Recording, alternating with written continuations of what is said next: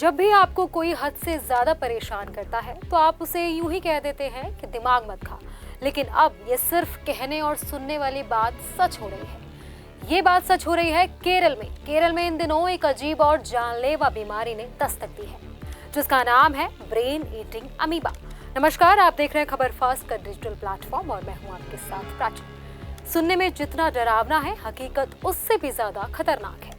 इस बीमारी को नाइग्लेरिया फाउलेरी के नाम से जाना जाता है, जिसे आम बोलचाल की भाषा में ब्रेन ईटिंग अमीबा या फिर दिमाग खाने वाला अमीबा कहा जाता है। केरल के कोझिकोड और मलप्पुरम समेत अलग अलग जिलों में अब तक 69 मामले सामने आ चुके हैं। इनमें से 19 लोगों की मौत भी हो चुकी है। ये जीव पानी में पनपता है और नाक के जरिए शरीर में घुसकर दिमाग तक पहुंच जाता है।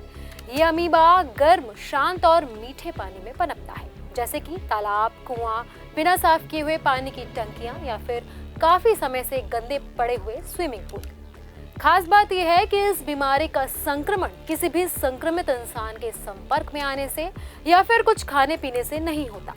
जब कोई भी तैरते समय नाक के जरिए दूषित या गंदा पानी खींच लेता है तो अमीबा दिमाग में पहुंचकर जानलेवा बीमारी को जन्म देता है, जिसे मेडिकल भाषा में कहा जाता है प्राइमरी एमीबिक मेनिंगोसेफेलाइटिस।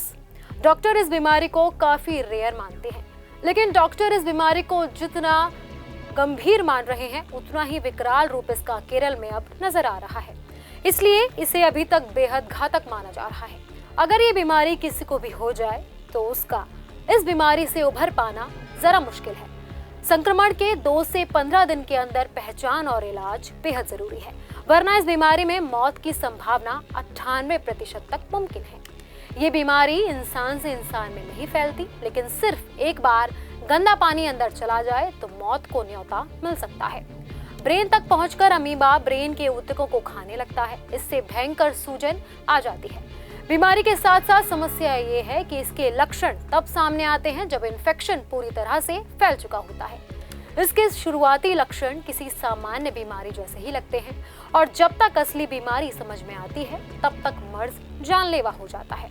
इसके लक्षण है तेज बुखार, सिर दर्द, उल्टी, गर्दन में अकड़न, दौरे और बेहोशी।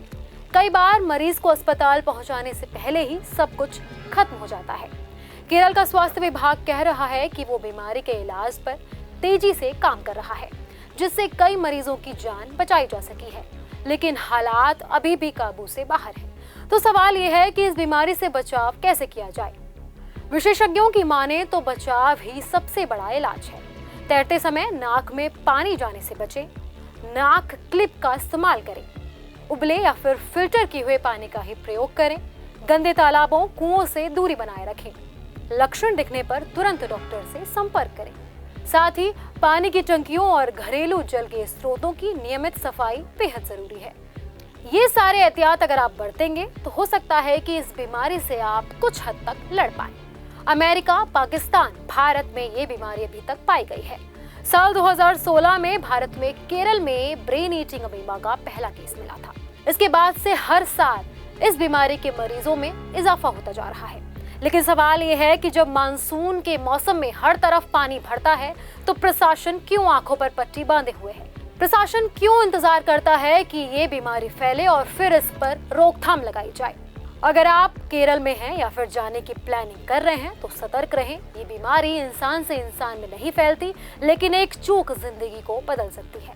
इसलिए सावधान रहिए और बाकी सारी तमाम बड़ी अपडेट्स के लिए देखते रहिए खबर फास्ट का डिजिटल प्लेटफॉर्म। धन्यवाद।